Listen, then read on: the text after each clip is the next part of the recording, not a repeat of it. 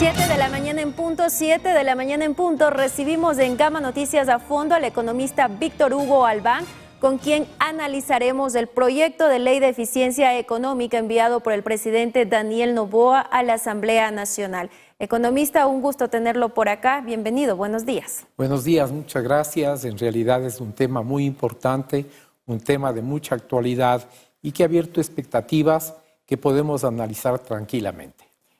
Y precisamente, ¿cómo impactará la reforma tributaria del presidente Daniel Noboa en las familias ecuatorianas una vez de que se han mencionado números rojos en las arcas fiscales para el país?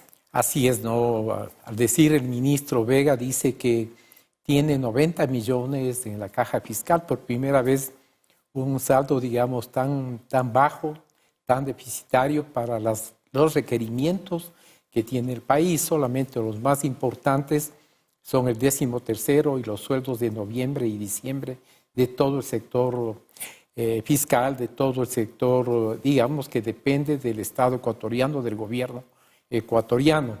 El proyecto de ley inicialmente creíamos que sí era más o menos, digamos, importante, no tiene sus cosas buenas porque está regularizando la parte de imposiciones.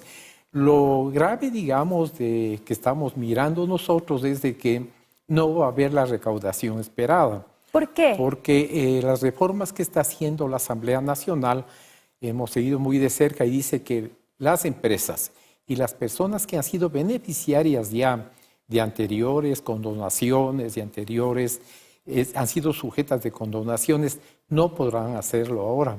Entonces, las empresas que han sido sujetas son un 90%. Esas son las condiciones. Sí. Hemos hablado con varios legisladores y ellos aseguran de que es lo mejor, ¿no? Porque si no, la gente deja de pagar impuestos porque cada momento, digamos, cada gobierno hace, digamos, esta condonación que perjudica al fisco, que perjudica al país. Entonces, el momento en que hagan esa reforma al proyecto de ley, va a haber, digamos, condonación, pero a un 10% de empresas que no han sido beneficiarias. Y obviamente, pues el resto tendrá que sujetarse al pago de los impuestos, de las tasas de interés y de las moras y multas que tiene que el Estado prevé para el caso de no cumplir con el servicio de rentas internas. ¿Y cuál sería su opinión o a su criterio lo más factible? ¿La condonación sin condiciones? No, tiene que haber un condicionante, ¿no? Porque si no la pérdida es más o menos de unos 2.000 millones para el país. Digamos, pues la gente comenta de que una de las empresas, digamos, o el grupo más de mayor beneficio hubiera sido el grupo Noboa, con alrededor de 50 millones. Anoche revisaba, entrándose a la página del SRI, se ve fácilmente, la deuda que tiene el grupo Noboa es de 90 millones. Y con la condonación, pues se ahorraba 40 millones, iba a pagar solo 50. Entonces, obviamente, como ya ha sido sujeto de otras condonaciones, no tendría este derecho. Y así podría hablar de unas, qué sé yo, 60, 70 empresas que no van a ser sujetas, digamos, de esta condonación por la reforma propuesta por los asambleístas del RC5.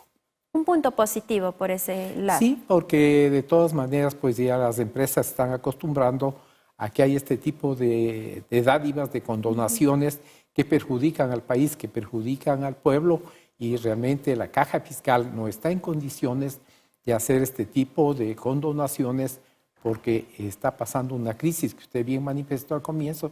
El país está pasando por una verdadera crisis. El bache puede ser solucionado, porque a veces los economistas solo decimos cuál es el problema, pero no sugerimos la solución. Hemos sugerido por escrito el grupo de economistas Visión 2030 que se puede solucionar este problema primero con una preventa de petróleo, una preventa petrolera, y segundo, pues con un anticipo de impuesto a la renta de las más grandes empresas. Y tercero, pues acudir al sistema bancario para que se compren bonos, ¿no? El sistema bancario puede hacerlo y no están reacios, más bien todo lo contrario. Para apoyar al país requieren y dicen que si hay una propuesta, habría que ver las condiciones nada más. ¿Y por qué cree que el presidente Daniel Noboa no incluyó desde un inicio estas propuestas que usted está planteando, economista? Mire, nosotros le pasamos por escrito con mucha anterioridad, pero lamentablemente debe tener sus asesores, ¿no? Que está pecando, digamos, con todo respeto, el presidente Noboa, en el mismo pecado que cometió Lasso, ¿no? Administrar el país como un club de amigos, como un club privado, no poniendo a técnicos, sino poniendo a sus amigos, poniendo a gente allegada a él, que no importa que no sean técnicos, el país requiere este rato gente de primera calidad, de primer orden, técnicos de primera clase, como son, por ejemplo, para finanzas, hubiera sido pleno un César Robalino, ¿no? Que él es fiscalista 100% y conoce realidades del país y conoce a quién acudir. No ir a pedir un crédito puente, ¿no es cierto? Claro, la gente del Fondo Monetario, sonriéndose, dijeron, no hay ese tipo de créditos, ¿no? Entonces, lógicamente, si no se conoce, hay que pedir la ayuda a quien conoce. Y estoy dando un nombre y una persona que ha sido 5 veces ministro y 5 veces ha sacado de crisis al país. ¿Será de pronto por cuidarse de que no les pase factura en el ámbito político y no manejan lo técnico? Más bien les va a pasar factura, ¿no? Porque, claro, el señor Noboa no tiene partido político, fue un rechazo, digamos, al correísmo, la ganancia de él, y de hecho, pues, este rato se siente un poco solo y está administrando, digo, no con técnicos de primera categoría, que debería hacerlo, porque si él administra bien este año que tiene de gestión, puede ser reelegido. Pero si vamos por el proyecto de ley que mandó y si sigue por ese camino, digamos, estamos penosamente, hay que decir las cosas a quienes me miran y escuchan, no va a ser conveniente para el país, no va a ser conveniente para él. Y obviamente el país requiere ingentes políticas públicas que den estabilidad, que den viabilidad, sobre todo a la inversión extranjera que requiere el país para el empleo. Recordemos que de cada 10 ecuatorianos, 7 no tienen empleo. Y obviamente esa es una parte que debe preocuparle al presidente de la República, debe preocuparnos a todos los ecuatorianos, porque esta es una realidad que vive el país y hay extrema pobreza, ¿no? Hay pauperismo este rato que nadie quiere ver, no queremos ver, sino que vivimos el día a día con lo que podemos, ¿no? Economista, hay un tema también controversial en medio de esto que se está debatiendo en la Asamblea Nacional, que se está tratando estas reformas tributarias, que es que se ha planteado el reperfilamiento de la deuda entre el Ministerio de Finanzas y el Banco Central. ¿Cómo entender ese planteamiento, ese cambio? Yo soy exfuncionario del Banco Central, trabajé toda mi vida prácticamente ahí y obviamente los recursos del Banco Central son recursos sagrados, son recursos que son del país, no es del Estado, no es del gobierno. Entonces obviamente pues alguien arbitrariamente, como administró una vez un expresidente, que no quiero decir el nombre porque todo el mundo lo conoce, tomó los recursos del Banco Central.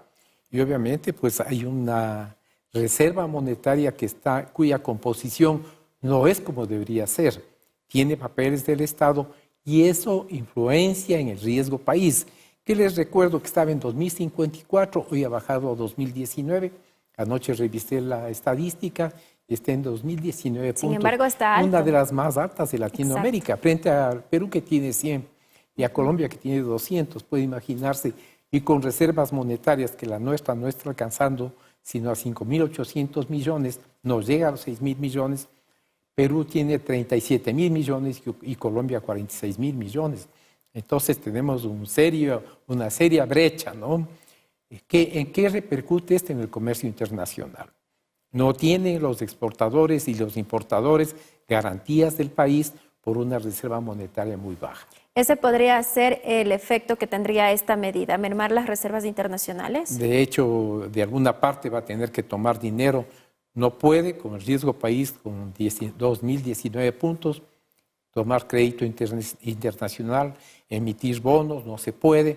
Entonces tendría que acudir internamente o al Seguro Social, que ya lo tiene previsto, o a lo que es más grave, que va a tener repercusiones, porque puede tener repercusiones muy delicadas que no me quiero adelantar al sistema financiero, que es la Reserva Monetaria Internacional, porque la Reserva Monetaria Internacional en un 75% está compuesto por el encaje bancario. ¿Y qué es el encaje bancario? Un porcentaje de nuestros depósitos que tenemos en la banca privada para garantía del usuario de la banca privada, cuyo aval es del Banco Central. Economista, bueno, también hay otros expertos en la materia económica que advierten que esta reforma tributaria es una medida parche en realidad. Bueno, esta reforma tributaria nosotros no entendemos qué fin tuvo, ¿no? Porque si debía ser reforma, como se dice, ¿no es cierto?, debía haber aplicado posiblemente lo que esperaba el pueblo era que suba el IVA, por ejemplo, que todo el mundo esperaba y estábamos dispuestos a admitir y aceptar. Que suba el IVA. Sí, tenía que subir. Es el IVA más bajo de Latinoamérica, ¿no? Podía nivelarse, no a nivel de Colombia, que es del 19%, pero sí a un 14, 15%, cuya recaudación hubiera sido de 4 o 5 mil millones. ¿Y qué pasa con el tema de los incentivos, las amnistías tributarias? No va a dar mucho resultado por las reformas que están planteando, digamos, las mesas de trabajo internamente en la Asamblea Nacional. Hemos conversado con asambleístas del RC5 y dicen, no podemos nosotros seguir condonando a gente que ya lo hizo, porque está mal acostumbrándose a que cada presidente que viene, vino Moreno, condonó, vino Lazo, condonó, y ahora nuevamente Noboa. Entonces la gente deja de pagar impuestos porque sabe que le van a condonar y ese capital que debería estar a disposición del gobierno, a disposición del pueblo ecuatoriano, ellos ponen en otro tipo de inversiones, inclusive inversiones financieras que les son más rentables a pagar impuestos. Sin embargo, ellos argumentan que es para crear fuentes de empleo, que es lo que hace falta acá en el país. Bueno, no sé por dónde puede crear fuentes de empleo, ¿no? Tal vez en la reforma, lo único que estaría, digamos, de encaminado, y no sé, los asambleístas todavía no lo entienden muy bien, y no sé si aprueben, es, digamos, la parte internacional, a través del mecanismo de permitir que se importe en determinado momento a determinado territorio del Ecuador. ¿Y qué pasa también con la propuesta de crear zonas francas? A eso, ese es el poner importaciones en determinado territorio, son las zonas francas, en donde están libres de impuestos y pueden hacer maquila, por ejemplo, ahí. Entonces, el ecuatoriano trabaja en las zonas francas y puede exportar sin pagar impuestos de entrada y derechos arancelarios de salida. ¿Y qué diferencia este planteamiento de crear zonas francas a lo que también ya propuso el expresidente Guillermo Lazo? Bueno, digamos, las políticas del expresidente Lazo fueron bastante negativas, nefastas. No tuvo una planificación, no tuvo, digamos, un norte, un oriente. Y obviamente, bueno, no lo digo yo, lo dicen todos los entendidos y no entendidos, que pasa a ser uno de los peores gobiernos de la historia, ¿no? Digamos, fue nefasto, negativo, no tuvo una planificación y eso hemos recomendado al señor Noboa que presente una planificación. El país viene sin planificación unos 8 años. No hay planificación. Entonces se dan palos de ciego, ¿no? En obra pública, en educación, en salud. Se tapa lo que usted mencionó hace un momento, se pone parches. Pero esos parches no significan crecimiento, no significan de ninguna manera que vamos a tener un desarrollo armónico, que es lo que requiere el país, sobre todo en el tema de inversión, que clamamos los ecuatorianos y quienes tenemos la oportunidad de hacer una opinión, es decir, dar facilidad a la inversión, atraer la inversión, que es lo único que nos salvará a los ecuatorianos, es del empleo. Y las alianzas público-privadas también es lo que se está planteando ahí. ¿Qué reformas al respecto? Las alianzas público-privadas, digamos, en aspectos positivos, como por ejemplo la vialidad, es muy importante. Se requiere mucha vialidad en el país. Hay aquí inversionistas de AAA, ¿no? Dice usted, por ejemplo, la empresa Eloísa Crespo, la empresa Panavial, que tienen capital, tienen crédito fresco internacional. Pueden hacer la autopista Guayaquil-Quito, que es el sueño de los ecuatorianos. Esa es alianza público-privada, en donde el gobierno no pondrá sino su nombre, dará las garantías para que se cree, si digamos, se dé la facilidad de hacer una obra nunca vista y que pasaría a la historia. Es un Está aspecto pensándose positivo. en el nuevo puente sobre el río Guayas, ¿no? Que también tiene que ser a través de esta alianza público-privada. Economista, finalmente, ya para ir terminando con la entrevista, ¿al sector inmobiliario le preocupa algo que no se haya eliminado el impuesto a la renta en venta ocasional de bienes inmuebles? Bueno, digamos que hay que entenderle bien, ¿no? Es a determinados bienes inmuebles. Por ejemplo, un solar no va a pagar impuestos. Okay. Si mañana yo tengo un solar y quiero venderle, no es que va a pagar impuestos. Además, también hablamos con los asambleístas, no va a pasar eso, ¿no? Porque las cámaras, sobre todo la Cámara de la Construcción, ha dado una buena exposición a los asambleístas y ellos han ofrecido en revisar ese tema que posiblemente no pase. Okay. No van a aprobar. Y finalmente, ¿cuáles serían los mayores desafíos económicos para Ecuador? Bueno, el mayor desafío es tratar de nivelar de alguna manera el presupuesto general del Estado. Terminamos este año 2023 con un déficit de más de 6.000 millones de dólares que va a llevar como herencia el 2024.